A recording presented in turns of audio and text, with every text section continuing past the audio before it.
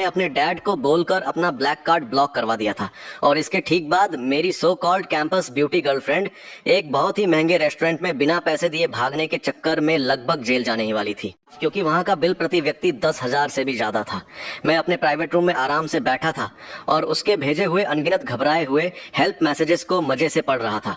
वो लिख रही थी, गूफान, आज हमने जिंगचेन का जन्मदिन मनाने का फैसला किया था ना, तो तुम्हारी हिम्मत कैसे हुई अपना कार्ड ब्लॉक करने की? तुम अभी हो कहाँ? जल्दी से यहाँ आओ और बिल पे करो, यहाँ बहुत सारे लोग इंतजार कर रहे हैं। तुम जल्दी आओ वरना मैं तुमसे कभी बात नहीं करूंगी। मैं तुम्हें ऑर्डर दे रही हूँ, मेरा फोन उठाओ अभी के अभी। उसकी बातें सुनकर मुझे हंसी आ गई। मेरे ही पैसों से कूल बन रही है और एटीट्यूड तो देखो जैसे कोई महारानी हो। क्या उसे सच में लगता है कि मैं अभी भी वही पुराना बिना किसी सेल्फ रिस्पेक्ट वाला सिंप हूँ? सच तो यह है कि मेरे पास एक बहुत बड़ा सीक्रेट है। मेरा पुनर्जन्म हुआ है, यानी मैं रिबॉर्न हो चुका हूँ।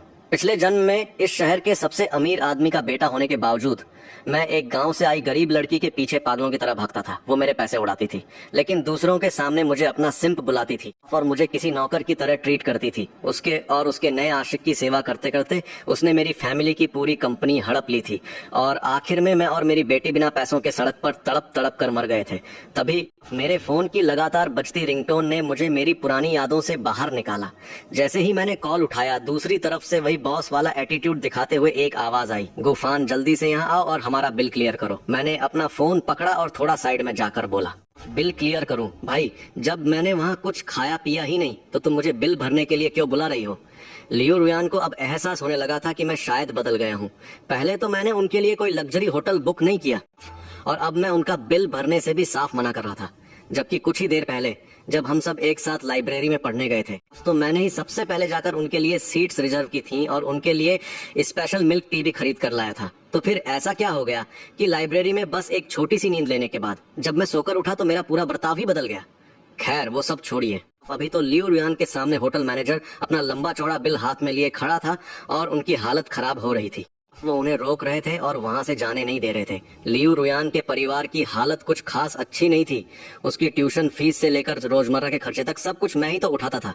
मिस लियो, आप वीचैट से पे करेंगी या कार्ड स्वाइप करेंगी? मैनेजर ने बगल में खड़े होकर एक बार फिर से पूछा। उसने हाथ बढ़ाकर मैनेजर को थोड़ा रुकने का इशारा किया और चुपचाप एक कोने में जाकर दबी हुई आवाज में फोन पर मुझसे बोली, क्या हमेशा से ऐसा नहीं होता आया है कि मैं मजे से खर्च करती हूँ और तुम चुपचाप पेमेंट करते हो? उसने ये बात इतने कॉन्फिडेंस और हक जताते हुए कही जैसे उसे अपनी इस हरकत पर जरा सी भी शर्म न आ रही हो। तुम खर्च करोगी और मैं पेमेंट करूंगा। मेरी हंसी छूट गई। सच कहूँ तो मेरी उन सिंप वाली हरकतों और यादों को अब पूरे 10 साल बीत चुके थे और मैं लगभग भूल ही गया था कि मैंने उस वक्त कितनी बड़ी बड़ी बेवकूफियां की थी। मेरी हंसी सुनकर लियो रुयान के माथे पर तुरंत सिलवटें पड़ गई। वो बेचारी वहाँ इतनी ऑकवर्ड और शर्मनाक सिचुएशन में फंसी हुई थी और मैं यहाँ फोन के इस पार इतने मजे से कैसे हंस सकता था? गूफान, तुम अभी के अभी यहाँ आओ और मेरा बिल क्लियर करो, वरना मैं तुमसे आगे कभी बात नहीं करूंगी। हाँ हाँ, कितना फनी है ना? नहीं करनी बात तो मत करो। तुम खुद को समझती क्या हो? क्या मैं तुम्हारा डैड लगता हूँ या फिर तुम्हारा कोई नौकर हूँ?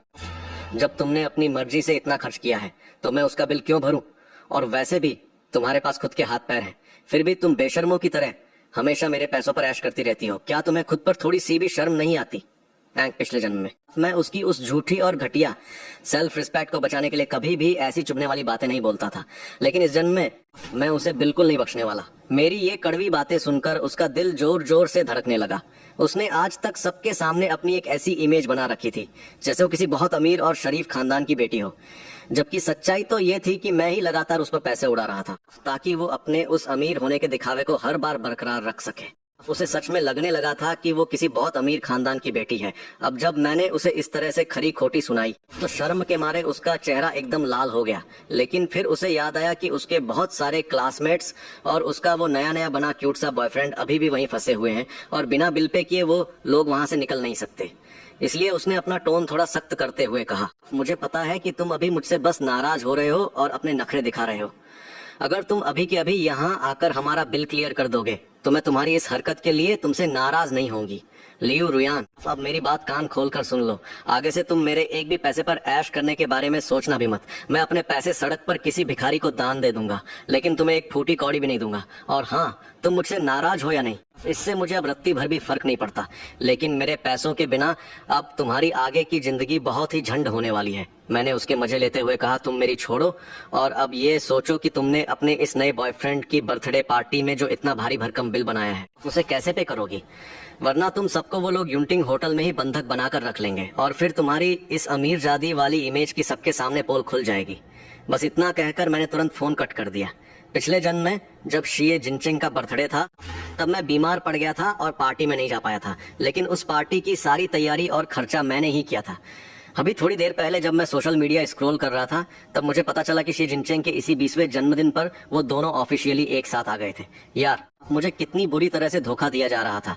फोन कटने के बाद उस कोल्ड सी बीप बीप की आवाज को सुनकर लियू रुयान एकदम से बुरी तरह घबरा गई। वो शायद ये सोचने लगी थी कि मुझे उसके और शी जिनचेंग के रिश्ते के बारे में पक्का सब कुछ पता चल गया है और इसीलिए मैं इस तरह का बर्ताव कर रहा हूँ। वो मन ही मन पछता रही होगी कि काश उसने वहाँ मौजूद लोगों को सोशल मीडिया पर पोस्ट करने दिया। उसे लगा होगा कि काश उसने कोई बहाना बना लिया होता, ये सोचकर कि कहीं मैं ये सब जानकर सदमे में न आ जाऊं और चुपचाप शी जिनचेंग के साथ सेटिंग कर लेती। लेकिन अब जब मुझे सब कुछ पता चल ही गया है तो मैं फिर से वो बेवकूफ एटीएम मशीन तो बनने से रहा। उधर होटल का मैनेजर भी वहाँ खड़ा काफी परेशान और बेचैन लग रहा था। अभी सबसे जरूरी और अर्जेंट काम था उस होटल का भारी भरकम बिल चुकाना। उसने हड़बड़ाहट में अपना फोन निकाला और मुझे एक मैसेज टाइप करके भेजा, मेरे और जिनचेंग के बारे में तुम्हें पक्का कोई गलत फहमी हुई है। वो मेरा बॉयफ्रेंड नहीं है।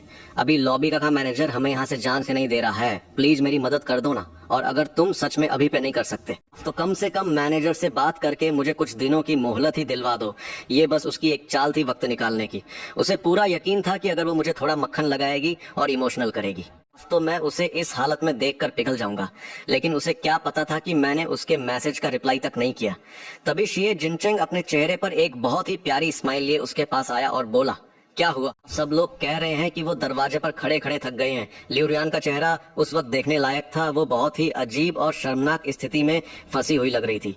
ठीक उसी वक्त मैनेजर फिर से उनके पास आ धमका, मिस लियू, क्या मैं जान सकता हूँ कि आप लोग बिल का पेमेंट कैसे कर रहे हैं? ये सुनकर शी जिनचेंग को पहली बार समझ में आया कि वो लोग अभी तक वहाँ से निकल क्यों नहीं पाए थे, क्योंकि बिल ही पे नहीं हुआ था।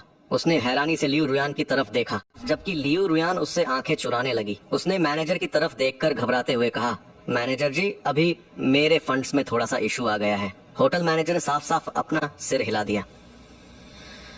मिस लियू, मुझे माफ कीजिएगा, लेकिन हमारे होटल में ऐसा कोई नियम नहीं है।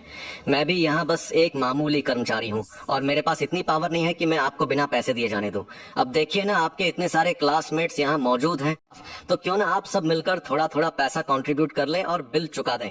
लियू रुयान, अपने हाथ में 3 लाख का वो भारी भरकम बिल देखकर उसने अपने हाथ कसकर भींच लिए। तभी बाकी सारे क्लासमेट्स भी वहां आ गए और पूछने लगे, अरे बस एक बिल पे करने में इतनी देर कैसे लग रही है? मैनेजर वहीं खड़ा लियू रुयान को घूर रहा था। उसके महंगे कपड़े और डिजाइनर बैग देखकर उसे लगा था कि ये पक्का किसी बहुत अमीर खानदान की लड़की है, पर उसने सपने में भी नहीं सोचा था कि ये मैडम 3 लाख रुपए का बिल भी नहीं चुका सकती। लियू रुयान ने थोड़ी देर सिर झुकाकर कुछ सोचा और फिर अपने हाथ से अपना ब्रेसलेट उतार लिया। मजे की बात तो ये है कि वो ब्रेसलेट भी मैंने ही उसे गिफ्ट किया था और उसकी कीमत सच में काफी ज्यादा थी। उसने मैनेजर से कहा, मैनेजर जी, मेरे साथ अभी थोड़ी सी प्रॉब्लम हो गई है। क्या मैं अपना ये कीमती ब्रेसलेट आपके पास गिरवी रख सकती हूँ? मैं कल आकर पूरा बिल क्लियर कर दूंगी। क्या ऐसा हो सकता है? वो अभी अभी तो शी जिनचेंग के साथ रिलेशनशिप में आई थी, इसलिए वो किसी भी हालत में उसे ये नहीं पता चलने देना चाहती थी कि उसकी असली हैसियत कितनी खराब और शर्मनाक है। होटल मैनेजर के चेहरे पर अभी भी वही प्रोफेशनल सी स्माइल थी। उसने कहा, मिस लियू, सॉरी, लेकिन हमारे यहाँ ऐसा कोई सिस्टम नहीं है। ये सब देखकर शी जिनचेंग को थोड़ा अजीब लगा। वैसे तो लियू रुयान के खर्चे हमेशा आसमान छूते थे, तो फिर आज ऐसा क्या हो गया कि वो 3 लाख रुपए का बिल भी नहीं भर पा रही है? रुयान, क्या बात है? सब ठीक तो है ना? लियू रुयान ने तुरंत बहाना बनाया, मेरे सारे कार्ड्स गुफान के पास हैं और अभी वो मेरा फोन भी नहीं उठा रहा है। ये सुनकर शी जिनचेंग ने चैन की सांस ली। उसे लगा था कि शायद लियू रुयान के साथ कोई बड़ी प्रॉब्लम हो गई है। तो अब हम क्या करेंगे? उसने लियू रुयान की तरफ फिक्र भरी नजरों से देखते हुए पूछा। आखिर शी जिनचेंग एक बहुत ही मिडिल क्लास फैमिली से था। उसका महीने भर का खर्चा बमुश्किल 1000 रुपए होता था और आज वैसे भी उसका बर्थडे था, तो 3 लाख रुपए उसके लिए तो किसी बहुत बड़े पहाड़ जैसे ही थे। कोई बात नहीं, तुम टेंशन मत लो। तुम और बाकी सब लोग बस यहीं थोड़ा वेट करो, मैं अभी कहीं से 3 लाख रुपए का जुगाड़ करती हूँ। इतना कहकर उसने वो पैसे का इंतजाम करने के लिए होटल से निकल गई। इन सालों में मैंने उसे बहुत सारे महंगे लग्जरी आइटम्स और कुछ लिमिटेड एडिशन स्नीकर्स गिफ्ट किए थे, उन सबको बेचकर आराम से 3 लाख तक का इंतजाम तो हो ही जाएगा। दूसरी तरफ जब मैं और मेरे मॉम डैड अपना डिनर खत्म करके बाहर निकले तो मैंने देखा कि मेरे सारे क्लासमेट्स प्राइवेट रूम के बाहर खड़े थे। वैसे भी मेरा अपने क्लासमेट्स के साथ कोई बहुत खास कनेक्शन नहीं था, इसलिए मेरा उनके पास जाकर हेलो हाय करने का कोई मूड नहीं था। लेकिन शे जिंगचेंग की तेज नजर तुरंत मुझ पर पड़ गई। वो मेरे पास आया और बोला, गूफान तुम यहाँ क्या कर रहे हो? मुझे तो लगा था कि तुम्हारी तबीयत खराब है और तुम हॉस्टल में सो रहे हो। मैं तो बस यही सोच रहा था कि थोड़ी देर में वापस जाते वक्त तुम्हारे लिए केक लेता जाऊंगा। फिर उसने मेरे पेरेंट्स की तरफ देखा और बड़ी ही तमीज से बोला, नमस्ते अंकल, नमस्ते आंटी। मुझे सच में कोई आइडिया नहीं था कि आप लोग आज यहाँ आने वाले हैं, वरना मैं आपको अच्छे से अटेंड करता। मेरी इस गलती के लिए मुझे माफ कर दीजिएगा। मेरे मॉम डैड को देखकर उसने जिस इज्जत से उन्हें ग्रीट किया वो सच में देखने लायक था। सच कहूँ तो मेरे मॉम डैड को शे जिंगचेंग काफी पसंद था। इसकी वजह यह थी कि वो अक्सर मेरे ही साथ रहता था और सामने से देखने पर वो बहुत ही सीधा सादा, शरीफ और समझदार लड़का लगता था। मेरी मॉम ने मुस्कुराते हुए कहा, शाओ शे बेटा, हमें भी अभी अभी पता चला है कि आज तुम्हारा बर्थडे है।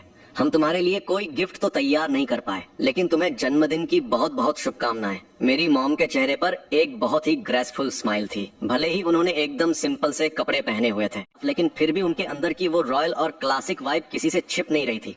शे जिंगचेंग ने तुरंत अपनी मीठी बातें शुरू कर दी। अरे थैंक यू आंटी, आप दोनों को यहाँ देखकर ही मुझे इतनी खुशी मिल गई है कि अब मुझे किसी बर्थडे गिफ्ट की क्या ही जरूरत है भाई। उसकी जबान में मानो चाशनी घुली हुई थी। उसकी मीठी मीठी बातों ने मेरे मॉम डैड को इतना इम्प्रेस कर दिया था कि उनके चेहरे से स्माइल जाने का नाम ही नहीं ले रही थी। अगर मेरे साथ मेरी पिछली जिंदगी वाले वो हादसे ना हुए होते तो कसम से आज भी मैं उसके इस मासूम, सीधे साधे और शरीफ दिखने वाले चेहरे के धोखे में आकर बेवकूफ बन ही जाता।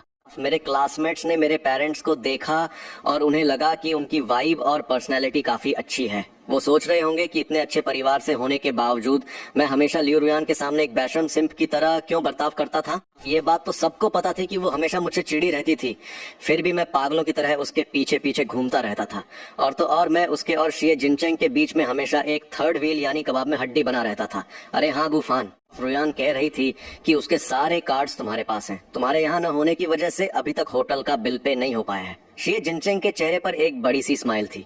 मन ही मन वो सोच रहा था कि आज रात के बाद वो किसी भी तरह रुयान के सारे कार्ड्स अपने कब्जे में ले लेगा, ताकि आगे से मैं उन दोनों के बीच फिर कभी कभाब में हड्डी न बन सकूं। आसपास खड़े सारे क्लासमेट्स मुझे घूर रहे थे और सोच रहे थे कि मैं कितना ही बैशम इंसान हूं। उन्हें लग रहा था कि मैं जानबूझकर रुयान के कार्ड्स लेकर गायब हो गया हूं, जिसकी वजह से उन्हें यहाँ फंसकर इतनी देर तक इंतजार करना पड़ा। उनकी आंखों में मेरे लिए साफ साफ नफरत और चिढ़ दिख रही थी। मैंने थोड़ा कंफ्यूज होने की एक्टिंग करते हुए पूछा, कैसे कार्ड्स? जिंगचेंग को लगा कि मैं अभी भी बेवकूफ बनने का नाटक कर रहा हूँ, लेकिन इतने सारे क्लासमेट्स के सामने वो मुझ पर गुस्सा भी नहीं कर सकता था, वरना उसकी वो शरीफों वाली अच्छी इमेज खराब हो जाती जो उसने सबके सामने बना रखी थी। उसने खुद को शांत रखते हुए कहा, रुयान बता रही थी कि उसके बैंक कार्ड्स तुम्हारे पास रखे हैं। अच्छा हुआ तुम हमें यही मिल गए। रुयान तुम्हें कॉल कर रही थी पर कॉल लग नहीं रहा था, और मैंने तुम्हें मैसेज किया तो तुमने कोई रिप्लाई भी नहीं दिया, इसलिए वो तुम्हें ही ढूंढने के लिए अभी अभी वापस कॉलेज गई है। ये रुयान भी ना, सच में मेरा तो बस एक नॉर्मल सा बर्थडे था, लेकिन उसने जबरदस्ती मेरे लिए इतनी ग्रैंड और महंगी पार्टी अरेंज कर दी। शे जिंगचेंग की बातों में वो फेक और शो ऑफ वाला टोन साफ झलक रहा था। ये बात तो हर कोई जानता था कि मैं रुयान को कितना ज्यादा पसंद करता था, और शे जिंगचेंग ये सब बातें जानबूझकर सिर्फ और सिर्फ मुझे जलाने के लिए बोल रहा था। लेकिन उसे क्या पता था कि मेरे चेहरे पर जलन नहीं, बल्कि बस एक हल्की सी रिलैक्स्ड स्माइल थी। मैंने उससे पूछा तो उसने तुमसे कहा कि उसके बैंक कार्ड्स मेरे पास रखे हैं। शे जिंगचेंग ने जब देखा कि मैं जरा भी गुस्सा सा नहीं जैसा, बल्कि मेरे चेहरे पर एक मुझे कोई फर्क नहीं पड़ता वाला भाव है, तो उसे अंदर ही अंदर बहुत अजीब और बुरा लगा। फिर भी उसने जबरदस्ती मुस्कुराने का नाटक करते हुए कहा, हाँ गूफान, अब तुम कार्ड्स निकाल भी दो यार। बाकी सब लोग यहाँ कब से खड़े खड़े थक गए हैं। वहाँ मौजूद सारे क्लासमेट्स मुझे अब और भी ज्यादा गुस्से और नफरत से घूर रहे थे। उन्हें लग रहा था कि अगर मैं ना होता तो वो लोग इतनी देर तक वहाँ फंसे नहीं रहते। मैंने एकदम रिलैक्स होकर कहा, लियू रुयान का कोई भी बैंक कार्ड मेरे पास नहीं है। इतना बोलकर मैं अपने मॉम डैड की तरफ घूमा और बोला, मॉम डैड चलिए हम चलते हैं। लेकिन जैसे ही मैं पलटा, किसी ने मेरा हाथ कसकर पकड़ लिया। ये शे जिंगचेंग था, जिसे डर था कि अगर मैं चला गया तो रुयान को मैं मिलूंगा नहीं, और आखिरकार आज पार्टी का दिन था तो वो इस सिचुएशन को ऐसे ही तो नहीं छोड़ सकता था। उसने कहा, गूफान अगर ऐसी बात है तो शायद कोई गलत फहमी हुई होगी। एक काम करो ना, तुम अभी मुझे 3 लाख रुपए उधार दे दो। जैसे ही रुयान वापस आएगी वो तुम्हें सारे पैसे लौटा देगी। असल में मैंने रुयान की वो कॉल अपने पेरेंट्स के सामने नहीं उठाई थी, इसलिए उन्हें इस पूरे ड्रामे के बारे में कुछ भी नहीं पता था। मेरे डैड जो इस सबसे अनजान थे, चुपचाप साइड में खड़े होकर अपना बैंक कार्ड निकालकर मैनेजर को देने ही वाले थे कि मैंने तुरंत उनका हाथ रोक लिया। मैंने शी जिनचिंग की आंखों में देखते हुए सीधे सीधे पूछा, तुम्हें इतना पक्का यकीन कैसे है कि उसके पास 3 लाख रुपए होंगे ही? और अगर वो पैसे नहीं निकाल पाई तो मुझे नहीं लगता कि तुम्हारी भी इतनी औकात है कि तुम ये बिल चुका पाओगे, है ना? शी जिनचिंग के घर की हालत कुछ खास अच्छी नहीं थी और ये बात मैं हमेशा से बहुत अच्छे से जानता था। मेरी बात सुनकर उसका चेहरा पल भर के लिए एकदम बदल गया, लेकिन उसने तुरंत खुद को संभाला और वापस नॉर्मल होने का नाटक किया। गूफान, तुम और वो एक ही जगह से आते हो, तुम्हें तो अच्छे से पता है कि रुयान की फैमिली कितनी अमीर है। ऐसा तो हो ही नहीं सकता कि वो 3 लाख रुपए भी ना निकाल पाए। अगर लियू रुयान के घर वालों के पास पैसा नहीं होता तो तुम भी तो उसके पीछे इस तरह पागलों की तरह सिंपिंग नहीं कर रहे होते ना। मेरे डैड कुछ बोलना चाहते थे, लेकिन मेरी बस एक नजर देखकर उन्होंने अपनी बात वापस मन में ही दबा ली। मैंने अपना सिर झुकाया और अपनी कलाई पर बंदी घड़ी की तरफ देखा। तुमने ही तो अभी कहा था कि वो मुझे ढूंढने गई है, तो ठीक है, मैं भी उसका यही इंतजार कर लेता हूँ। मैं तुम सबको आज अपनी आंखों से ये दिखाना चाहता हूँ कि उसके बैंक कार्ड सच में मेरे पास हैं भी या नहीं। जब शी जिनचिंग ने मुझे इतने कॉन्फिडेंस के साथ बोलते हुए देखा तो उसकी बोलती बंद हो गई और वो कुछ कह नहीं पाया। मजबूरी में उसे अपने चेहरे पर वही पुरानी जेंटल सी फेक स्माइल लानी पड़ी। उसने मेरा हाथ पकड़ते हुए कहा, गूफान, आज दोपहर को तुम्हारी तबीयत कुछ ठीक नहीं लग रही थी, अब तुम ठीक तो हो ना? आई एम सॉरी यार, तुम्हें हॉस्टल में अकेला छोड़कर मैं यहाँ अपना बर्थडे मनाने आ गया। उसे साफ समझ आ रहा था कि आज मेरा बर्ताव रोज से बिल्कुल अलग था। इस बर्थडे पार्टी में क्लास के और भी बहुत सारे स्टूडेंट्स आए हुए थे, इसलिए वो सबके सामने अपनी इमेज खराब नहीं कर सकता था। और वैसे भी मेरे पेरेंट्स भी तो अभी वहीं खड़े थे। सच कहूँ तो मेरे पास उससे फालतू बात करने का जरा भी पेशेंस नहीं था, इसलिए मैं बस सिर झुकाए अपने फोन में लगा रहा। काफी देर बीत जाने के बाद बाकी क्लासमेट्स का भी सब्र टूटने लगा था। जो लोग पहले से जिनचेंग की साइड ले रहे थे वो भी अब उसे अजीब और चिड़ी हुई नजरों से देखने लगे थे। मैंने अपने पेरेंट्स से कहा कि वो बाहर जाकर गाड़ी में आराम से बैठें और मेरा इंतजार करें। किसी ने पूछा, जिनचेंग, तुम्हारी गर्लफ्रेंड आखिर कब वापस आएगी? शी जिनचेंग ने हड़बड़ाहट में अपना फोन निकाला और लियू रुयान को दोबारा कॉल लगाने लगा, लेकिन उसका फोन लगातार बिजी आ रहा था और लाख कोशिश करने के बाद भी कॉल कनेक्ट नहीं हो पा रहा था। हार मानकर वो मैनेजर की तरफ पलटा और पूछने लगा कि क्या बाकी सारे स्टूडेंट्स को हॉस्टल वापस जाने दिया जा सकता है, जबकि वो और मैं यहाँ रुककर इंतजार कर लेंगे। मैनेजर ने अपना सिर हिलाते हुए साफ मना कर दिया। मिस्टर शी, जब तक पूरा बिल पे नहीं हो जाता तब तक आप में से कोई भी यहाँ से नहीं जा सकता। वहाँ मौजूद दर्जनों स्टूडेंट्स में से आखिरकार किसी न किसी का तो सब्र टूटना ही था और उन्होंने अपनी भड़ास निकालना शुरू कर दिया। ये क्या मजाक है? बर्थडे पार्टी देने आए थे और पैसे तक साथ नहीं लाए। इतने ग्रैंड तरीके से बर्थडे मनाने का शौक था तो पैसे का जुगाड़ भी तो करना चाहिए था। शी जिनचेंग की गर्लफ्रेंड तो एकदम ही अनरिलायबल निकली। मुझे पहले पता होता तो मैं इस फालतू की पार्टी में आता ही नहीं। वैसे तो शी जिनचेंग हमेशा ऐसा दिखावा करता है जैसे वो बहुत अमीर हो, फिर आज अपने ही बर्थडे का बिल भरने के लिए इसके पास पैसे क्यों नहीं है? और यार, इसकी तो गूफान के साथ काफी अच्छी दोस्ती है ना। अभी थोड़ी देर पहले ही तो गूफान के मॉम डैड यहीं थे, तो इसने उनसे थोड़े पैसे उधार क्यों नहीं मांग लिए? जब स्टूडेंट्स की बातें और भी ज्यादा चुभने वाली और गंदी होती जा रही थी। और वैसे भी शी जिनचेंग को अपनी इज्जत और रुतबे की बहुत परवाह थी। वो अपना मोबाइल पकड़े लगातार लियू रुयान को मैसेज किए जा रहा था, लेकिन लियू रुयान की तरफ से कोई भी रिप्लाई नहीं आ रहा था। वो जितना इस बारे में सोच रहा था उसे उतना ही लग रहा था कि दाल में कुछ काला है। अगर आज इस पचड़े को उसने सही से हैंडल नहीं किया तो स्कूल में उसकी सारी इमेज मिट्टी में मिल जाएगी। आखिर वो पूरे स्कूल का सबसे पॉपुलर लड़का जो माना जाता था। उसने मुझे दीवार के सहारे खड़े होकर मजे से मोबाइल गेम खेलते हुए देखा तो अपने दिल में थोड़ी हिम्मत जुटाई और मेरे पास चला आया और बोला, गूफान, पता नहीं रुयान को क्या हो गया है, उससे बिल्कुल भी कांटेक्ट नहीं हो पा रहा है। क्या तुम मुझे अभी के लिए 3 लाख दे सकते हो? मैं पक्का तुम्हें वो सारे पैसे लौटा दूंगा। आखिर हम दोनों तो बहुत अच्छे भाई है ना। तुम मुझे इस तरह डूबने के लिए अकेला तो नहीं छोड़ दोगे? मैंने अपनी नजरें ऊपर उठाई और एक हल्की सी व्यंग्यात्मक मुस्कान के साथ कहा, अच्छे भाई, मेरी पीठ पीछे तुमने उस लड़की के साथ चक्कर चलाया जिसे मैं पसंद करता था। क्या एक अच्छा भाई ऐसा ही करता है? इस सबसे पहले मैं सच में शी जिनचेंग को अपना एक बहुत अच्छा भाई मानता था, पर मुझे क्या पता था कि वो और ल्यूरुएन इतनी जल्दी एक दूसरे के साथ सेटिंग कर लेंगे। शे जिंगचेंग के चेहरे पर अभी भी एक बेशर्मों वाली स्माइल थी, जैसे कि उसने कोई महान काम कर दिया हो। वो बड़ी डिठाई से बोला, जब रुएन ने मुझे प्रपोज किया तो मैं भी शॉक रह गया था। सच बताऊं तो मुझे भी रुएन बहुत पसंद है, लेकिन क्योंकि तुम उसे पसंद करते थे इसलिए मैंने कभी कुछ बोलने की हिम्मत ही नहीं की। लेकिन यार, प्यार तो दोनों तरफ से होना चाहिए ना, जबरदस्ती का रिश्ता कभी टिकता थोड़े ही है। अब जब उसने ल्यू रुएन के साथ रहने का डिसाइड कर ही लिया था तो उसे छिपाने का कोई पॉइंट भी नहीं था। मैंने भी ताना मारते हुए कहा, वाह क्या बात कही है, जबरदस्ती का रिश्ता नहीं टिकता। अगर मेरी याददाश्त सही है तो तुम ही वो इंसान हो जो पहले हमेशा का मेरे कान भरते रहते थे कि ल्यू रुएन में ये खराबी है, वो खराबी है और मुझे उसे पसंद नहीं करना चाहिए। तो अब तुम खुद उसके साथ कैसे चिपक गए? वो तो सबके सामने सीन क्रिएट करना चाहता था कि उन दोनों के बीच एक नेचुरल अट्रैक्शन है, लेकिन उसे ये आइडिया ही नहीं था कि मैं सबके सामने उसकी पोल खोल दूंगा और बता दूंगा कि वो ल्यू रुएन की कैसे बुराई करता था। उस टाइम तो वो बस ये चाहता था कि मैं ल्यू रुएन को पसंद करना छोड़ दूं ताकि वो खुद उसके साथ सेट हो सके। पर उसकी किस्मत ही खराब थी कि ल्यू रुएन की इतनी सारी कमियां सुनने के बाद भी मैं ल्यू रुएन के प्यार में लट्टू था। इस पर वो खुद को डिफेंड करते हुए बोला, यार किसी को पसंद करना बस एक पल का खेल होता है। मुझे भी पहले रुएन थोड़ी अजीब लगती थी और वो तुम्हारे साथ जिस तरह बिहेव करती थी उसे देखकर मुझे तुम्हारे लिए बहुत बुरा लगता था, लेकिन मैं फील कर सकता हूँ कि वो मेरी कितनी केयर करती है। और फीलिंग्स को कौन कंट्रोल कर सकता है यार, ये तो तुम भी जानते हो, वरना तुम भी तो रुएन के पीछे इतने पागल नहीं होते।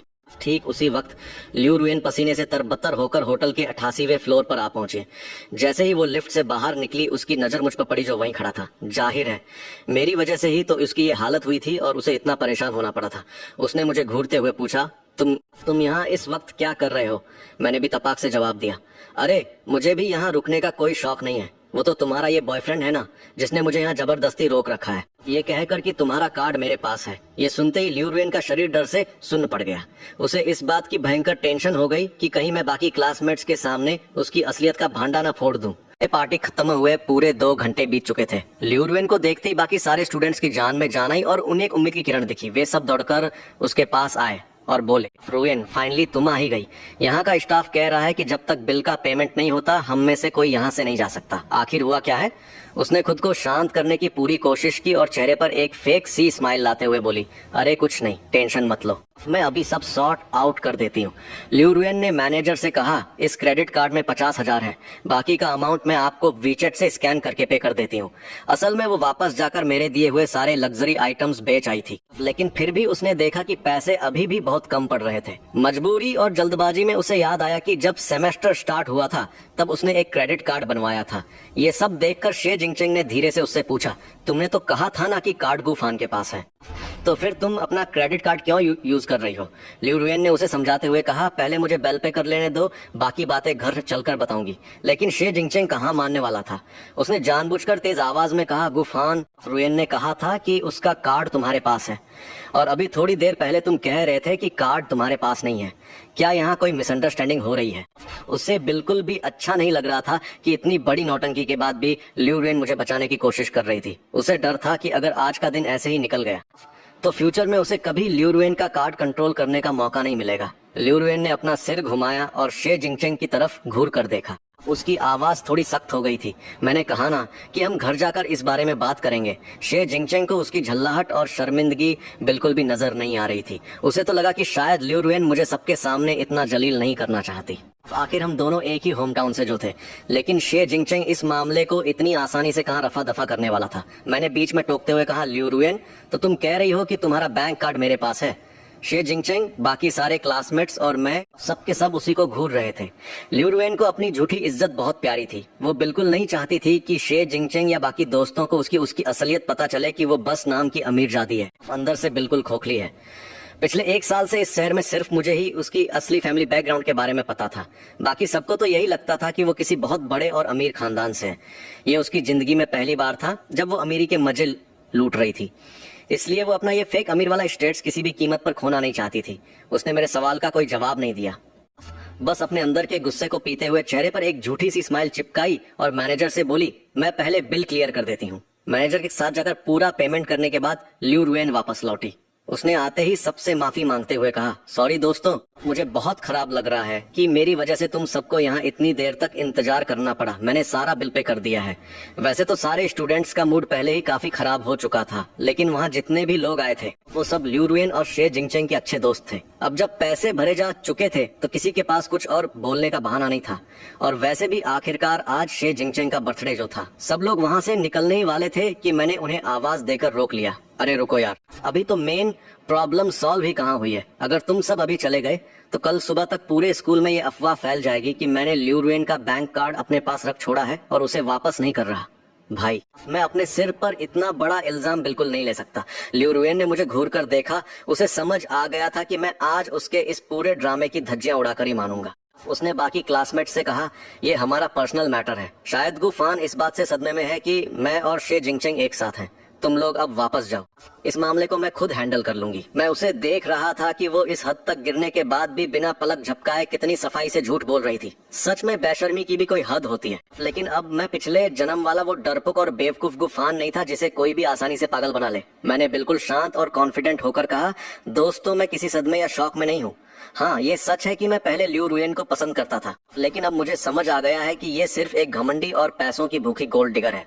अब ये किसके साथ रहती है या किसके साथ सेटिंग करती है, मुझे इस बात से रत्ती भर भी फर्क नहीं पड़ता। लेकिन आज जो इसने ये कहानी रची है कि इसका बैंक कार्ड मेरे पास है, मैं इस बात को बिल्कुल नहीं मानता। अरे कार्ड तो छोड़ो, ये रोजमर्रा में जो भी पैसे उड़ाती है ना, वो सब मेरे ही होते हैं। बाकी स्टूडेंट्स ने भी पहले कई बार देखा था कि लिू रुएन जो कुछ भी खरीदती थी उसका पेमेंट हमेशा मैं ही करता था, तो उन्हें भी नेचुरली यही लगा होगा कि शायद उसका कार्ड मेरे ही पास रहता है। भले ही लिू रुएन ये बात ना भी बोलती, तब भी सब लोग यही मान लेते। मेरी बात सुनकर सब लोग जोर जोर से हंसने लगे। उनमें से एक बोला, गुफान, तुम तो सच में बहुत ही बेशर्म हो। लिू रुएन जैसी ब्रिलियंट और खूबसूरत लड़की और गोल्ड डिगर, उसके जैसे ग्रेड्स वाली लड़की अगर कोई नॉर्मल सी पार्ट टाइम जॉब भी कर लेना तो महीने के 10,000 आराम से कमा सकती है। तुम जरा आंखें खोल कर देखो कि लिू रुएन रोज कैसे लग्जरी कपड़े पहनती है और कौन से महंगे ब्रांड्स यूज करती है, और फिर जरा अपनी शक्ल और अपने कपड़े तो देखो। सारे के सारे क्लासमेट्स लिू रुएन की साइड ले रहे थे। उन सबको लग रहा था कि मैं कोई बहुत बड़ा और भद्दा मजाक कर रहा हूँ, और वो सब बेताबी से इंतजार कर रहे थे कि कब लिू रुएन मेरी बोलती बंद करेगी। लेकिन उन सब की उम्मीदों पर पानी फिर गया। लिू रुएन ने मुझे पलटकर कोई जवाब नहीं दिया, बल्कि बस मुस्कुराते हुए क्लासमेट से बोली, दोस्तों, अब तुम सब वापस जाओ। इतनी रात को स्कूल लौटना सच में सेफ नहीं है। लेकिन मैं उसे इतनी आसानी से छोड़ने वाला कहाँ था। मैंने कहा, लिू रुएन, बस एक लाइन बोलने की बात है, इसमें तुम्हारा कितना टाइम वेस्ट हो जाएगा। अभी इसी वक्त अपने इन दोस्तों को बताओ कि तुम्हारा कार्ड मेरे पास है या नहीं।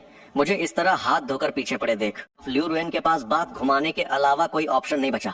वो हकलाते हुए बोली, शायद मुझे याद रखने में कोई गलती हुई है। मेरा कार्ड शायद कहीं और रखा है और मुझे मिल नहीं रहा। बाकी सबको अभी भी यही लग रहा था कि लिू रुएन कितनी भोली और अच्छी है, जो इस सिचुएशन में भी मुझे शर्मिंदा होने से बचा रही है। उसका ये एक्सक्यूज सुनकर मेरी हंसी छूट गई। मैंने ताना मारते हुए कहा, अच्छी बात है, ऐसा ही होना चाहिए, वरना आने वाले कई दिनों तक तुम्हें अपने इस बॉयफ्रेंड की आज रात की बर्थडे पार्टी का कर्जा चुकाने के लिए मजदूरी करनी पड़ जाती। और हाँ, चूंकि तुम इतनी ही अमीर हो तो इन सालों में मैंने तुम्हें जितने भी महंगे गिफ्ट्स दिए हैं ना, वो सब मुझे वापस कर दो। मैं तुम्हें ये सब पैक करके लौटाने के लिए पूरी एक रात का टाइम दे रहा हूँ। बस इतना बोलकर मैं वहाँ से निकल गया। मेरे मॉम डैड अभी भी कार में मेरा इंतजार कर रहे थे, मुझे इतनी देर तक वापस ना आते देख। उन्हें टेंशन होने लगी थी कि कहीं मेरे साथ कुछ हो तो नहीं गया, और उन्होंने मुझे ढेर सारे मैसेजेस भी कर दिए थे। काफी रात हो चुकी थी, इसलिए बाकी सारे क्लासमेट्स भी स्कूल वापस लौट गए। शे जिंगचेंग और लिू रुएन एक साथ जा रहे थे। शे जिंगचेंग लगातार यही सोच रहा था कि मैंने अभी अभी जो भी कहा उसका असली मतलब क्या था। भला लिू रुएन जैसी अमीर लड़की को एक छोटी सी बर्थडे पार्टी का कर्जा क्यों चुकाना पड़ेगा। पहले तो उसे भी बाकी दोस्तों की तरह यही लगा था कि मैं बस ऐसे ही मजाक कर रहा हूँ, लेकिन लिू रुएन को खोई खोई सी देखकर शे जिंगचेंग का परेशान होना तो लाजिमी था। उसने थोड़ी हिम्मत जुटाई और प्यार से लिू रुएन का हाथ पकड़ लिया। लिू रुएन ने मुड़कर उस मासूम से दिखने वाले चेहरे को देखा और बड़ी मुश्किल से एक फेक स्माइल दी। उसने पूछा, रुएन, अभी गुफान जो भी कह रहा था उसका क्या मतलब था। लिू रुएन को खुद समझ नहीं आ रहा था कि मैं आखिर क्या गेम खेल रहा हूँ। आज एक के बाद एक लगातार जो भी मुसीबतें आ रही थी, लेकिन उसे ऐसा लग रहा था कि मैं बदल गया हूँ, और वो अंदर ही अंदर इस बात से भी डर रही थी कि क्या मैं आगे भी पहले की तरह उसकी उंगलियों पर नाचूंगा या नहीं। लेकिन दूसरी तरफ वो अभी अभी शे जिंगचेंग के साथ रिलेशनशिप में आई थी, इसलिए वो उसके सामने अपनी बनी बनाई इमेज को बिल्कुल भी खराब नहीं करना चाहती थी। उसने बात को टालते हुए कहा, कुछ नहीं, शायद हम दोनों को एक साथ देखकर उसे गहरा सदमा लगा है, इसलिए वो ऐसी बातें कर रहा है। लिu रुएन की इन बातों ने शे जिंगचेंग को थोड़ी तसल्ली दी और उसके दिल को सुकून मिला। असल में शे जिंगचेंग एक पहाड़ी इलाके के बहुत ही गरीब परिवार से आता था। उसके परिवार वालों को उससे बहुत ज्यादा उम्मीदें थी। उसने रात दिन एक करके बड़ी मुश्किल से छिंगपे यूनिवर्सिटी में एडमिशन लिया था, और न जाने कितने पापड़ बेलने के बाद उसे लिu रुएन जैसी अमीर और खूबसूरत लड़की फंसाने का मौका मिला था। ऐसे में अगर लिu रुएन सच में कोई अमीर जादी नहीं निकलती तो क्या उसकी इतने दिनों की सारी मेहनत पानी में नहीं मिल जाती। खैर, मेरे मॉम डैड आजकल कुछ दिनों के लिए कैपिटल सिटी में ही रुके हुए थे, इसलिए मैं भी उनके साथ लॉन्गचिंग चिंग गार्डन आ गया। ये सिटी सेंटर में मौजूद हमारे गु परिवार का एक शानदार विला था। मुझे याद है अपनी पिछली जिंदगी में मैं यहाँ बहुत ही रहने आता था। तब मैं बस ऐशो आराम छोड़कर जानबूझकर धक्के खाने और मुसीबतें मोल लेने का शौक रखता था। लेकिन इस जन्म में मैं अब और कोई भी तकलीफ नहीं उठाना चाहता। अब मुझे बस एक अमीर जादे वाली अपनी वो लग्जरी लाइफ जीनी है जो असल में मेरे लिए ही बनी है। भले ही गु परिवार के लोग यहाँ बहुत कम रहने आते थे, लेकिन इस विला की देखरेख करने के लिए हमेशा कोई ना कोई मौजूद रहता था। हमारी वांगमा भी लोंगचिंग शहर से हमारे साथ यहीं आ गई थी, क्योंकि मेरी मॉम को वांगमा के हाथ का बना खाना ही सबसे ज्यादा पसंद था। इसलिए वो जहाँ भी जाती थी उन्हें अपने साथ ही ले जाती थी। जैसे ही मैंने घर के अंदर कदम रखा, मेरी नजर उन पर पड़ी और मैंने बड़े प्यार से उन्हें आवाज दी, वांगमा। उन्होंने भी तुरंत प्यार से जवाब दिया, हाँ छोटे मालिक, मैं यही हूँ। वांगमा हमारे गु परिवार में पिछले 20 सालों से भी ज्यादा समय से काम कर रही थी।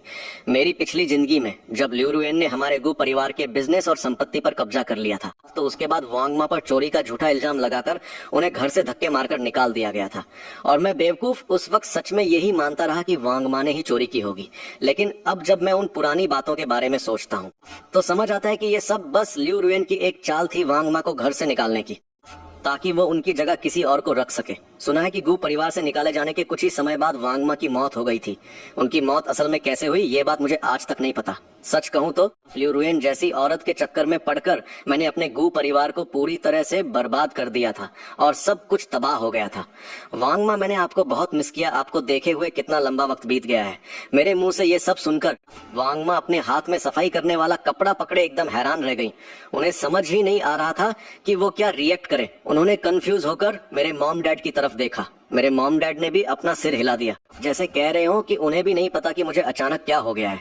मेरी मॉम ने मजाक उड़ाते हुए कहा, अरे बस भी करो, अब तुम दोनों सिर्फ 2 महीने ही तो नहीं मिले हो, जो तुम्हें नहीं जानता वो तो यही सोचेगा कि तुम लोग 10-15 सालों के बाद मिल रहे हो। मुझे भी लगा कि मैं सच में थोड़ा ज्यादा ही इमोशनल हो रहा था।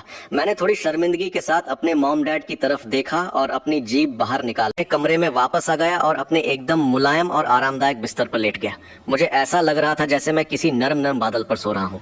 सच में बहुत सुकून मिल रहा था। इतने आरामदायक बिस्तर पर सोए हुए मुझे एक अरसा बीत चुका था, अपनी पिछली जिंदगी के उन दिनों को याद करके जब मैंने पूरा 1 साल कबाड़ खाने में गुजारा था। मुझे ऐसा लगता है जैसे मैंने वहां दशकों तक तड़प तड़प कर दिन काटे हों। मैं बस नींद की वादियों में खोने ही वाला था कि तभी मेरा मोबाइल वाइब्रेट हुआ। शे जिंगचेंग का मैसेज आया था। उसमें लिखा था, गु फान, तुम अभी तक वापस क्यों नहीं आए? मैंने तुम्हारे लिए अपना बर्थडे केक बचा कर रखा है। मैंने उसे कोई रिप्लाई नहीं दिया, बल्कि मोमेंट्स खोलकर चेक करने लगा। वहां मैंने देखा कि शे जिंगचेंग ने आज रात की बर्थडे पार्टी की एक पोस्ट डाली हुई थी। पोस्ट का कैप्शन था, हैप्पी 20वां बर्थडे। मेरे 19वें बर्थडे की विश आखिरकार पूरी हो गई। मैं फाइनली उस इंसान के साथ हूँ जिसे मैं बेइंतहा प्यार करता हूँ। और उस कैप्शन के ठीक नीचे शे जिंगचेंग और लिu रुएन की एक फोटो लगी हुई थी। उस फोटो को देखते हुए मैं काफी देर तक गहरी सोच में डूबा रहा। इसका मतलब ये था कि शे जिंगचेंग जब 19 साल का था वो तभी से लिu रुएन को चाहने लगा था, और मैं बेवकूफ, मुझे इतने टाइम में इस बात की जरा सी भी भनक नहीं लगी। मुझे तो लगता था कि शे जिंगचेंग लिu रुएन से बहुत नफरत करता है। जब मैंने थोड़ा और नीचे स्क्रॉल किया तो देखा कि रुएन ने भी ऑफिशियल अनाउंसमेंट लिखकर वही सेम फोटो पोस्ट की हुई थी। मैंने उसके पोस्ट के नीचे कमेंट किया, याद रखना मैंने तुम्हें जो भी चीजें दी हैं उन्हें कल पैक करके मुझे वापस कर देना। इन सालों में मैंने उस पर बहुत पैसे पानी की तरह बहाए थे। वो सारी चीजें बहुत महंगी थी। अगर उन्हें सेकंड हैंड मार्केट में बेचा जाए तब भी अच्छे खासे पैसे मिल जाएंगे। अब जब उसे मेरी तरफ से कोई फाइनेंशियल सपोर्ट नहीं मिलेगा तो पक्का वो इन चीजों को बेचने की कोशिश करेगी। मैं उन चीजों को कूड़े में फेंकना पसंद करूंगा, लेकिन उसे बेचकर पैसे कमाने का मौका कभी नहीं दूंगा। कमेंट करने के बाद मैंने मोमेंट्स बंद कर दिए। मैं बस वापस सोने जा रहा था कि अचानक मेरे दिमाग में एक लड़की का चेहरा घूम गया। शेन योचू, मुझे अचानक से इस लड़की की याद आ गई। ये वही थी जिसने मेरी पिछली जिंदगी में मेरे मरने से ठीक पहले मुझे अपनी बाहों में कसकर पकड़ा होता था। शेन यूचू और ल्यूरुएन दोनों एक ही क्लास में थी। अगर ल्यूरुएन कंप्यूटर साइंस डिपार्टमेंट की कोई टैलेंटेड स्टूडेंट मानी जाती थी तो यूचू वहाँ की असली बॉस थी, एकदम लीजेंड लेवल की। वो अभी सिर्फ सेकंड ईयर में थी, लेकिन उसने यूनिवर्सिटी के लिए पहले ही कई बड़े बड़े नेशनल अवार्ड्स जीत लिए थे। हालांकि वो और रुएन क्लासमेट थी, लेकिन वो बहुत कम ही यूनिवर्सिटी आती थी। मुझे याद आया कि मेरा और शेन योचू का तो एक पुराना रिश्ता भी जुड़ा हुआ था, लेकिन फर्स्ट ईयर में मैंने इस बात का जबरदस्त विरोध किया था। मुझे लगता था कि ये एक मॉडर्न जमाना है और शादी के मामले में पूरी आजादी होनी चाहिए। इसलिए मैंने उसके साथ उस अरेंज मैरिज वाले प्रपोजल को साफ ठुकरा दिया था। हमारी शादी तो तब तय कर दी गई थी जब हम दोनों अपनी माँ के पेट में ही थे। शेन योचू के दादा दादी ने ही ये रिश्ता पक्का किया था। मुझे बस इतना याद है कि मेरे पिछले जन्म में उसने मेरे करीब आने की काफी कोशिश की थी, लेकिन मैंने उसे बड़ी बेरहमी से इग्नोर कर दिया था।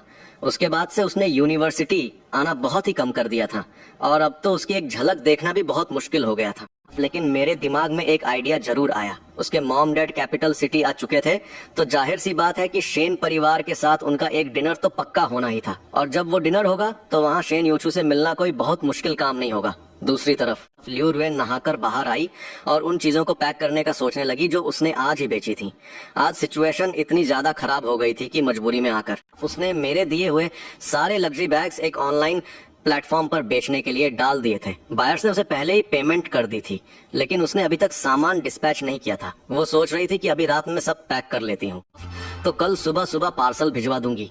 अपना सारा सामान पैक करने के बाद उसने आराम से अपने मोमेंट्स चेक किए। उसने जो नई पोस्ट डाली थी उस पर ढेर सारे लाइक्स और कमेंट्स आ चुके थे। जैसे ही उसने कमेंट्स खोले, हर कोई बस यही कह रहा था कि वो और शे जिंगचेंग एकदम परफेक्ट कपल लग रहे हैं, और साथ ही लोग मुझे ताने मार रहे थे और मेरा बुरी तरह मजाक उड़ा रहे थे। लेकिन जैसे ही उसने थोड़ा और नीचे स्क्रॉल किया, उसके चेहरे की सारी स्माइल एकदम से गायब हो गई। उसे मेरा किया हुआ कमेंट दिख गया था।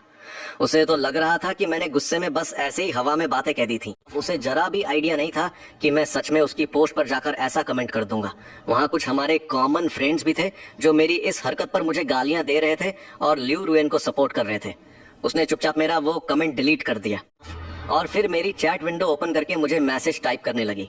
तुमने आज जो भी कहा उसका क्या मतलब था, और ऊपर से तुमने मेरे मोमेंट्स पर आकर कमेंट भी कर दिया। क्या हमारे लिए इस बात का तमाशा बनाना इतना ही जरूरी है? और जहाँ तक तुम्हारे दिए हुए गिफ्ट्स की बात है, वो सब तो मैं कब का फेंक चुकी हूँ। अगर तुम्हें वो सब वापस चाहिए तो जाओ और जाकर कूड़ेदान में ढूंढ लो। ये मैसेज सेंड करने के तुरंत बाद उसने हमारी सारी चैट हिस्ट्री डिलीट कर दी और फिर उसने शे जिंगचेंग की चैट ओपन की और उसके साथ एकदम स्वीट और रोमांटिक बातें करने में बिजी हो गई।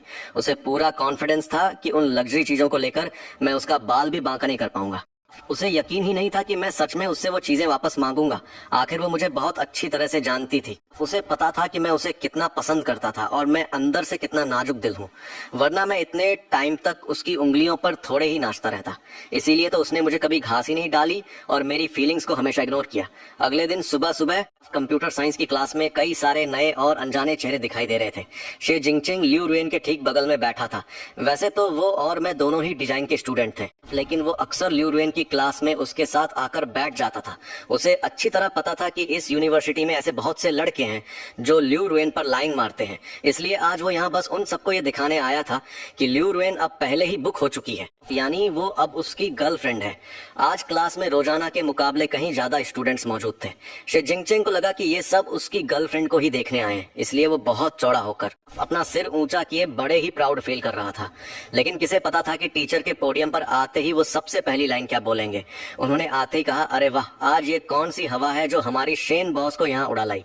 शे जिंगचेंग ने जैसे ही पलट कर देखा, उसकी नजर शेन यूचू पर पड़ी। एकदम खूबसूरत चेहरा, परफेक्ट नैन नक्श और उसके हर एक अंदाज से किसी रॉयल घराने की वाइब आ रही थी। वो ऐसी लड़की थी जो चाहे जहां भी जाए सबकी नजरें अपने आप उसी पर टिक जाती थी। टीचर की बात सुनकर शेन यूचू अपनी जगह से खड़ी हुई और बड़ी ही प्यारी स्माइल के साथ उन्हें विश करते हुए बोली, गुड मॉर्निंग सर। हमारे टीचर झांग लोंग वैसे तो काफी मजाकिया इंसान थे, लेकिन पढ़ाई और लेक्चर के मामले में वो बहुत ही स्ट्रिक्ट रहते थे।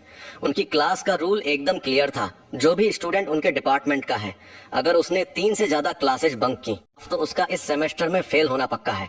लेकिन शेन योचू इस रूल का इकलौता एक्सेप्शन थी, क्योंकि वो टेक्निकल स्किल्स में इतनी तगड़ी थी कि वो और टीचर अक्सर अकेले में एडवांस टेक्नोलॉजी और कोडिंग के टॉपिक्स पर डिस्कशन किया करते थे। उन दोनों का रिश्ता सिर्फ एक स्टूडेंट और टीचर का था या फिर दोस्तों का। ठीक उसी वक्त मैं भी हाथ में एक किताब लिए क्लासरूम में आ पहुंचा। मेरी पहली नजर लिu रुएन और शे जिंगचेंग पर पड़ी।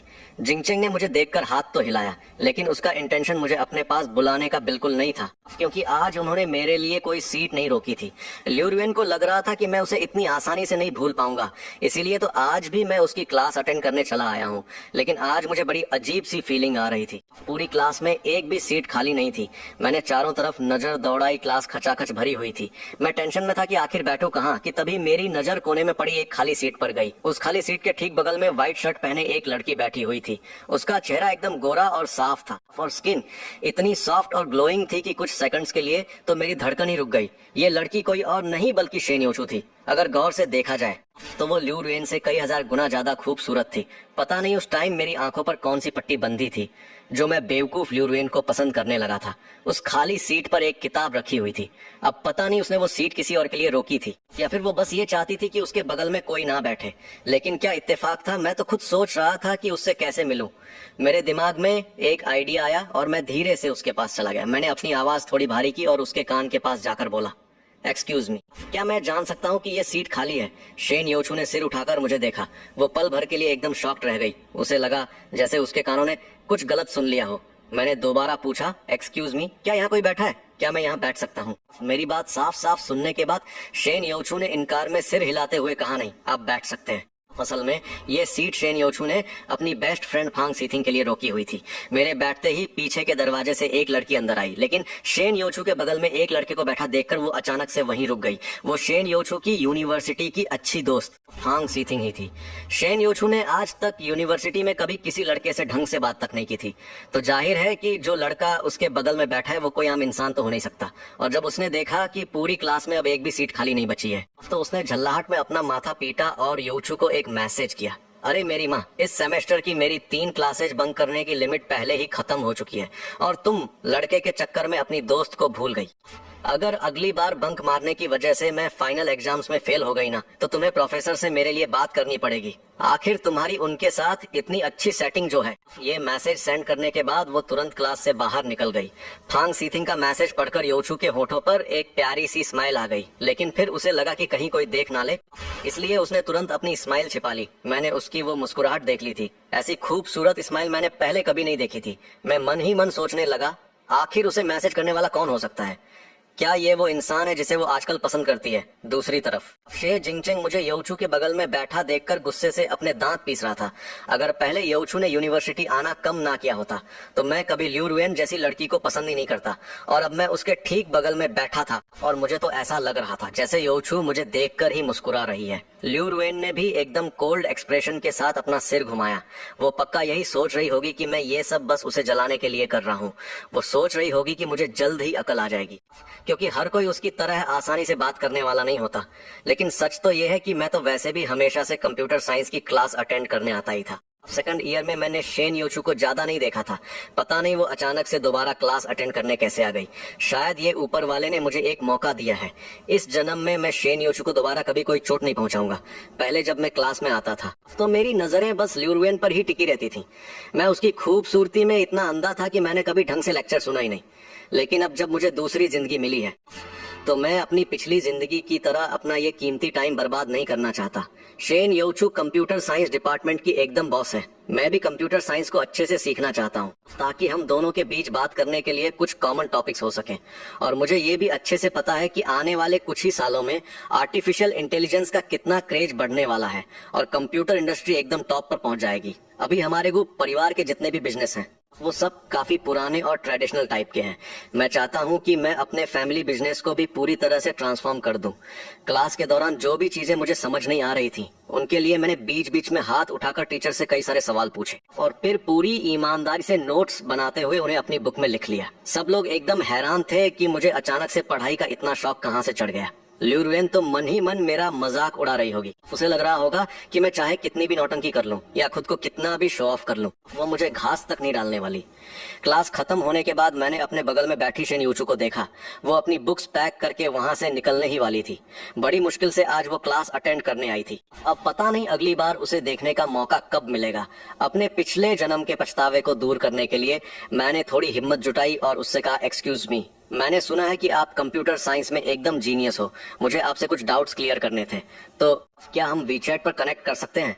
मुझे नहीं पता था कि शेन योचू को मैं याद भी हूँ या नहीं। फर्स्ट ईयर में हमारे गू परिवार और शेन परिवार ने एक साथ डिनर किया था और डिनर टेबल पर शेन परिवार ने खाने की टेबल पर हमारी शादी की बात छेड़ दी थी। मैंने इसका जबरदस्त विरोध किया था और यहाँ तक कह दिया था कि उस लड़की से शादी करने से अच्छा तो मैं मर जाना पसंद करूंगा। उस वक्त तक मैंने शेन यूचू को यूनिवर्सिटी में देख लिया था। कंप्यूटर साइंस डिपार्टमेंट के लोग हमेशा उसकी और ल्यू रुएन की तुलना करते रहते थे, पर उस टाइम तो मेरी अकल पर पत्थर पड़े थे। मैं ल्यू रुएन के प्यार में इतना अंधा था कि मुझे यूचू से भी बेवजह नफरत होने लगी थी। लेकिन उस डिनर के बाद मैंने फिर कभी उसे यूनिवर्सिटी में नहीं देखा। शेन यूचू बस चुपचाप वहां खड़ी मुझे देखती रही। उसने हाँ या ना कुछ नहीं कहा। काफी देर तक जब कोई जवाब नहीं आया तो मैंने खुद ही अपनी इज्जत बचाते हुए कहा, अगर कोई प्रॉब्लम है तो रहने दो, कोई बात नहीं। तभी मैंने देखा कि उसने बिना कोई एक्सप्रेशन दिए अपने मोबाइल पर अपना क्यूआर कोड ओपन कर दिया। उसके हाथ हल्के हल्के कांप रहे थे। अगर कोई ध्यान से ना देखे तो उसे पता ही नहीं चलता कि वो अंदर से कितनी नर्वस थी।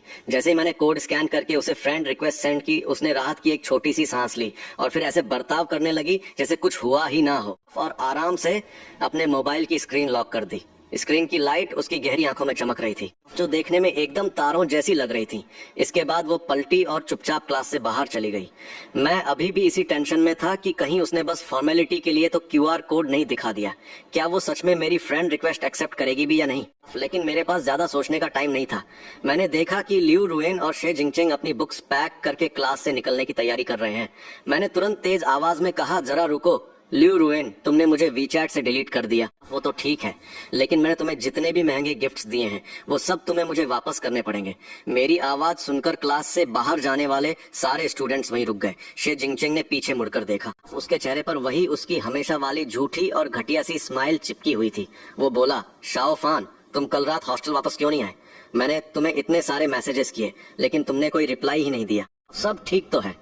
उसका ये झूठा दिखावा और इतनी जबरदस्त एक्टिंग देखकर मुझे जरा भी हैरानी नहीं हुई कि पिछले जन्म में मैं उसका बेवकूफ कैसे बन गया था। मैंने सीधा कहा, ये फालतू का नाटक बंद करो। क्या तुमने मेरा सारा सामान रेडी कर लिया है? शे जिंगचेंग बोला, शाओ फान, मुझे पता है कि मेरे और रुएन के एक साथ आने से तुम काफी भड़के हुए हो, लेकिन मैं दिल से चाहता हूँ कि हम अब भी अच्छे दोस्त रहें।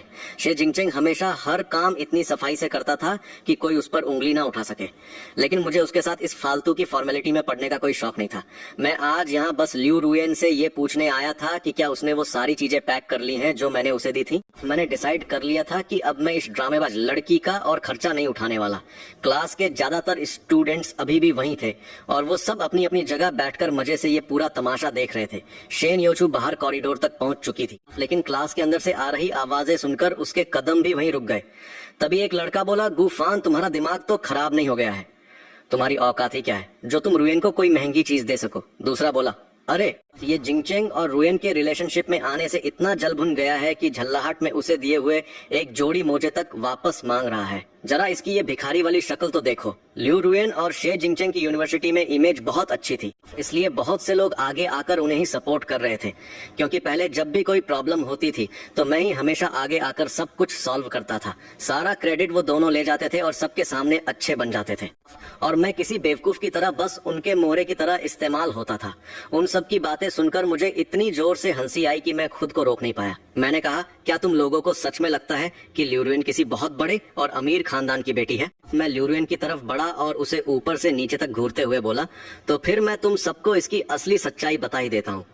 अभी इस वक्त इसने सिर से लेकर पांव तक जो कुछ भी पहन रखा है ना, वो सब मेरी ही जेब से आया है। अगर इसे अपने खुद के पैसों से कुछ लेना पड़े तो ये अपने पैरों में जो मोजे पहने हैं ना, वो भी खरीदने की औकात नहीं रखती। ये अपने खुद के पैसों से कुछ नहीं खरीद सकती। अभी जो वीके ब्रांड के मोजे इसने पहन रखे हैं ना, सिर्फ वही 8,000 रुपए के हैं और इसकी असली औकात ये है कि ये साल की 5,000 की फीस तक नहीं भर सकती। अगर मैंने इसका खर्चा ना उठाया होता तो ये शायद आज जिंगपे यूनिवर्सिटी में कदम भी नहीं रख पाती। मेरी ये बातें किसी तेज धार वाले चाकू की तरह सीधे ल्यू रुएन के सीने के पार हो रही थी। उसने भारी आवाज में गुस्से को दबाते हुए मुझसे पूछा, क्या तुम्हारा इस तरह सबके सामने तमाशा बनाना जरूरी है? मैंने भी तपाक से जवाब दिया, मैं कोई तमाशा नहीं बना रहा, ये सब तुम्हारे ही कर्मों का फल है। और वैसे भी तुम पीठ पीछे अपनी रूममेट्स के साथ मिलकर मुझे अपना छोटा चमचा बुलाती हो ना। अगर कल रात मैंने इसके मोमेंट्स के नीचे इसकी रूममेट्स के वो कमेंट्स ना देखे होते तो मुझे कभी पता ही नहीं चलता कि ये अंदर से इतनी घटिया और जहरीली है। मैंने उसे एक कोल्ड लुक दिया और ताना मारते हुए कहा, चलो हम इतने सालों से एक दूसरे को जानते हैं तो इस नाते अभी तुमने जो कपड़े पहन रखे हैं वो मैं तुम्हें भीख में दे सकता हूँ, लेकिन इससे पहले मैंने तुम्हें जितनी भी लग्जरी चीजें दी हैं वो सब तुम्हें मुझे हर हाल में वापस करनी पड़ेंगी। शे जिंगचेंग को भी अच्छे से पता था कि रुएन ने जो कुछ भी पहन रखा है उसमें से ज्यादातर चीजें मेरे ही पैसों की हैं, लेकिन उसे अभी भी यही गलतफहमी थी कि रुएन का फैमिली बैकग्राउंड मुझसे कहीं ज्यादा तगड़ा और अमीर है। वो बीच में बोल पड़ा, गूफान तुम कुछ ज्यादा ही लिमिट क्रॉस नहीं कर रहे हो। मैंने उसे घूरते हुए जवाब दिया, लिमिट क्रॉस? मैं लिमिट क्रॉस नहीं कर रहा हूँ मेरे भाई, बल्कि तुम दोनों बेशर्मी की सारी हदें पार कर चुके हो। पिछले 1 साल से तुम लोग मेरे पैसों पर ऐश कर रहे हो और पीठ पीछे मेरा मजाक उड़ाते हुए मुझे बेवकूफ समझते हो, मुझे अपना चमचा बोलते हो। मेरे अलावा अगर तुम्हारे अंदर जरा सी भी शर्म या इज्जत बची होती ना तो कोई भी इंसान इस हद तक नीच और बेशर्म नहीं हो सकता था जितने तुम दोनों हो। ये सुनकर शे जिंगचेंग का भी असली चेहरा बाहर आ गया। वो भड़कते हुए बोला, क्या हमने तुम्हें हमारे ऊपर पैसे उड़ाने के लिए मजबूर किया था? क्या हमने तुम्हारी गर्दन पर कोई चाकू रख दिया था कि हमें गिफ्ट्स दो? एक बार कोई चीज गिफ्ट में देकर उसे वापस मांग रहे हो? सच में मैंने तुम्हारे जैसा घटिया इंसान आज तक नहीं देखा। वैसे तो शे जिंगचेंग हमेशा सबके सामने बहुत ही अच्छा और फ्रेंडली इंसान होने का दिखावा करता था और वो अपना असली रूप छिपाने में बहुत माहिर था। ये सब सुनकर सारे स्टूडेंट्स एक बार फिर से शे जिंगचेंग और लिu रुएन की साइड लेने लगे। सब कह रहे थे, अरे ऐसा कौन करता है कि किसी को गिफ्ट देकर वापस मांग ले, ये तो एकदम बेशर्म है। सच कहा, गरीब घर के लोगों से कभी दोस्ती नहीं करनी चाहिए। जरा जरा से गिफ्ट्स भी वापस मांग लेते हैं। अगर रुएन की फैमिली के पास पैसे नहीं होते तो क्या ये खुद इतने सस्ते और घटिया कपड़े पहनकर रुएन को इतने महंगे गिफ्ट्स देता?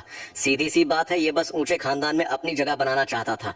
अब जब इसकी पोल खुल गई है तो ये इस तरह से बौखला कर तमाशा कर रहा है। मैं क्लास के इन सारे लड़के लड़कियों की फालतू बातें और गॉसिप सुन रहा था, लेकिन सच कहूँ तो मुझे इन सब बातों से रत्ती भर भी फर्क नहीं पड़ रहा था। मेरा तो सीधा सा उसूल था, पैसे खर्च करने का मतलब है किसान को खुशी मिलनी चाहिए, और जो चीजें मैंने अपने पैसों से खरीदी हैं जाहिर है कि मैं उनके साथ जो चाहूँ वो कर सकता हूँ। मैं उन लोगों में से नहीं हूँ जो बाहर से तो बहुत अमीर और हाई क्लास दिखने का दिखावा करते हैं, लेकिन असल में जिनकी जेब में 100 रुपए भी नहीं होते। ये लोग बस मेरे जैसे सीधे साधे और शरीफ लड़कों को ही बेवकूफ बना सकते हैं, लेकिन अब मैं और बेवकूफ नहीं बनना चाहता। अगर मैं अपने ही पैसों से खरीदी हुई चीजें वापस मांग रहा हूँ तो इसमें गलत ही क्या है? लिu रुएन मुझे ऐसे घूर रही थी जैसे उसे यकीन ही नहीं हो रहा हो। भले ही शक्ल से मैं अभी भी वही पुराना गूफान लग रहा था, लेकिन उसे समझ आ गया था कि मेरी बातें और मेरा दिमाग अब उस गूफान जैसा बिल्कुल नहीं था जिसे वो अब तक जानती थी। अब मैं पूरी तरह से होशियार और प्रैक्टिकल हो चुका था और मुझे अच्छे से पता था कि किसे प्यार करना है और किससे नफरत। मैंने अपनी नजरें एकदम लिu रुएन पर गड़ा दी। वो एक ऐसी लड़की थी जिसका ईगो और सेल्फ रिस्पेक्ट बहुत ज्यादा हाई था। उसे पता था कि अगर यहाँ बात और ज्यादा बढ़ी तो इसका उसकी बनी बनाई इमेज पर बहुत बुरा असर पड़ेगा और हो सकता है कि पूरे स्कूल में उसका एक बहुत बड़ा मजाक बन जाए। वो एकदम फ्रस्ट्रेट होकर बोली, टेंशन मत लो, मैं तुम्हें तुम्हारी सारी चीजें अभी वापस कर दूंगी, लेकिन मैं यहाँ सबके सामने एक बात एकदम क्लियर कर देना चाहती हूँ कि मैं कोई दूध की धुली या तुम्हारे पैसों पर पलने वाली बेचारी लड़की नहीं हूँ। पहले तुम ही मेरे पीछे पड़े रहते थे और हाथ पैर जोड़कर मुझे अपने गिफ्ट्स देते थे, इसलिए मैंने उन्हें रख लिया था। अब जब मैं तुम्हें तुम्हारे सारे गिफ्ट्स वापस कर दूंगी तो प्लीज इसके बाद मुझे दोबारा परेशान मत करना और मेरे पीछे मत आना। इतना बोलकर लिu रुएन ने शे जिंगचेंग का हाथ पकड़ा और तेजी से क्लासरूम से बाहर निकल गई। इस बात को करीब आधा घंटा बीत चुका था कि तभी मुझे शे जिंगचेंग का एक मैसेज आया, तुम्हारा सारा सामान पैक करके हॉस्टल के नीचे रख दिया गया है। मैसेज पढ़कर मैं सीधा गर्ल्स हॉस्टल के गेट पर पहुंचा। उन बॉक्सेज में रखी ज्यादातर चीजें अभी भी एकदम नई लग रही थी, यहाँ तक कि कुछ की तो अभी तक सील भी नहीं खुली थी। अगर मैं इन्हें सेकंड हैंड मार्केट में ले जाकर बेच भी दूं तो क्या? मुझे पैसों की कोई कमी थोड़ी ही है, लेकिन इतनी महंगी चीजों को ऐसे ही कूड़े में फेंक देना भी सच में बेवकूफी होगी। इसलिए मैंने एक बड़ा सा कपड़ा ढूंढा और वो सारी की सारी चीजें वहीं जमीन पर सजा कर रख दी और फिर जोर जोर से चिल्लाने लगा, अरे सुनिए, यहाँ से गुजरने वाली सभी खूबसूरत सीनियर्स, जूनियर्स और प्यारी लड़कियों, इस शानदार मौके को हाथ से मत जाने दीजिए। यहाँ ये सारा सामान एकदम फ्री में बांट रहा है, जिसे जो भी चाहिए वो आकर देख सकती है और अपने साथ ले जा सकती है। माना कि हमारी छिंगपे यूनिवर्सिटी कैपिटल सिटी में है और यहाँ बहुत सारे अमीर घरों के बच्चे पढ़ते हैं, लेकिन यहाँ ऐसे भी बहुत से स्टूडेंट्स हैं जो दूर दराज के छोटे और गरीब गांव से आते हैं, जिन्होंने दिन रात मेहनत करके इस यूनिवर्सिटी में एडमिशन लिया है। यहाँ जमीन पर पड़ी एक एक चीज की कीमत इतनी है कि उससे उनका कई महीनों का खर्चा आराम से निकल सकता है। तो इन्हें कूड़े में फेंकने से तो लाख गुना बेहतर यही है कि मैं इन्हें किसी जरूरतमंद को दे दूं। अब वो लोग इन चीजों को खुद इस्तेमाल करें या फिर किसी ऑनलाइन सेकंड हैंड मार्केट पर जाकर बेचकर पैसे कमाएं। ये पूरी तरह से उनकी मर्जी है। बस ये सारा सामान लियू रुएन के पास नहीं जाना चाहिए। बाकी कोई भी ले जाए, मुझे रत्ती भर भी फर्क नहीं पड़ता। मैं काफी देर तक वहीं खड़ा खड़ा चिल्लाता रहा, लेकिन कोई भी एक चीज लेने आगे नहीं आया। मैं ये बात तो भूल ही गया था कि इन कॉलेज स्टूडेंट्स के लिए अपनी इज्जत और अपना ईगो कितना ज्यादा मायने रखता है। मेरी पिछली जिंदगी में जब मैं एक कबाड़खाने में सड़ रहा था, तब अगर कोई मुझे थोड़े से अच्छे कपड़े या बचा खुचा खाना भी दे देता था ना, तो मैं उनका जिंदगी भर एहसान मानता था। क्योंकि उस वक्त मेरे पास ना तो ढंग से पेट भरने को खाना था और ना पहनने को ढंग के कपड़े। उस सिचुएशन में मेरे लिए ईगो या सेल्फ रिस्पेक्ट जैसी चीजें कोई मायने नहीं रखती थी। मेरी इकलौती प्रायोरिटी बस किसी तरह जिंदा रहना था। लेकिन इन स्टूडेंट्स की हालत मेरे उस बुरे वक्त जैसी बदतर नहीं थी। इनमें से बहुत से लोग पिंडोड़ो जैसी ऐप से 99 रुपए वाले सस्ते कपड़े मंगाकर पहनना पसंद करेंगे, लेकिन किसी की खैरात या फ्री में दी हुई महंगी चीजें सबके सामने लेने में उन्हें शर्म आएगी। इन सब बातों को ध्यान में रखते हुए मैंने एक कागज ढूंढा और उस पर बड़े बड़े अक्षरों में लिख दिया, सभी सीनियर्स और जूनियर्स ध्यान दें। यहाँ कुछ ऐसी चीजें रखी हैं जिनकी अब मुझे कोई जरूरत नहीं है। इनमें से बहुत सी चीजें एकदम नहीं है और कुछ तो आज तक कभी इस्तेमाल भी नहीं हुई हैं। जिनको भी इन चीजों की जरूरत है वो QR कोड स्कैन करके सिर्फ 1 रुपया पे करें और जो चाहे ले जाएं।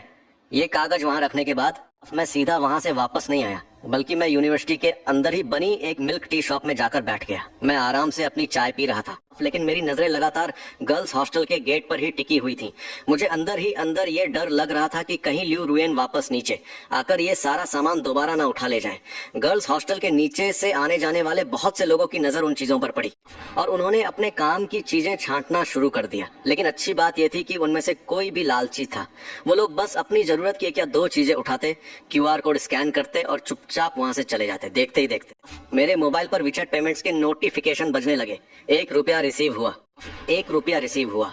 मैं आराम से शॉप में बैठा लगातार पैसे रिसीव कर रहा था। वहाँ मौजूद बाकी लोग मुझे बड़ी हैरानी से देख रहे थे और सोच रहे थे कि आखिर मैं यहाँ बैठकर कौन सा बिजनेस चला रहा हूँ। करीब 1 घंटे के अंदर ही वहाँ रखा सारा का सारा सामान बंट गया।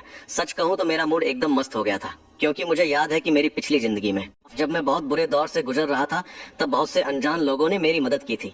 इसलिए इस जन्म में मैं भी दूसरों की मदद करना चाहता था। आज मुझे फील हुआ कि दूसरों की मदद करके आखिर कितनी खुशी और कितना सुकून मिलता है। जब सारा सामान खत्म हो गया तो मैंने अंकल लियू को कॉल लगाया और उनसे कहा कि वो कार लेकर मुझे यहाँ से पिक कर लें। सच बताऊं तो अब मेरा हॉस्टल के उस कमरे में रहने का रत्ती भर भी मन नहीं था। दूसरी तरफ लियू रुएन अपने हॉस्टल के कमरे में एकदम गुमसुम बैठी थी। उसके मुंह से एक शब्द नहीं निकल रहा था। उसने मेरा सारा सामान तो मुझे वापस कर दिया था, लेकिन अब सबसे बड़ी मुसीबत ये थी कि जिन लोगों ने ऑनलाइन वो चीजें खरीदी थी, वो सब उसे पार्सल भेजने के लिए लगातार मैसेज कर रहे थे और बुरी तरह भड़क रहे थे। टेंशन के मारे उसका सिर फटा जा रहा था। और हद तो ये थी कि उनमें से कुछ बायर्स हमारी ही यूनिवर्सिटी के स्टूडेंट्स थे। कल उन लोगों का भरोसा जीतने और उनसे एडवांस पेमेंट लेने के चक्कर में लियू रुएन ने अपना असली नाम और अपने हॉस्टल का रूम नंबर तक उन्हें बता दिया था। और अब इस भारी मुसीबत में वो सब उससे कांटेक्ट करने की कोशिश कर रहे थे, लेकिन उसका फोन पहुंच से बाहर था। इसलिए मजबूरी में मुझे 1/3 आना ही पड़ा।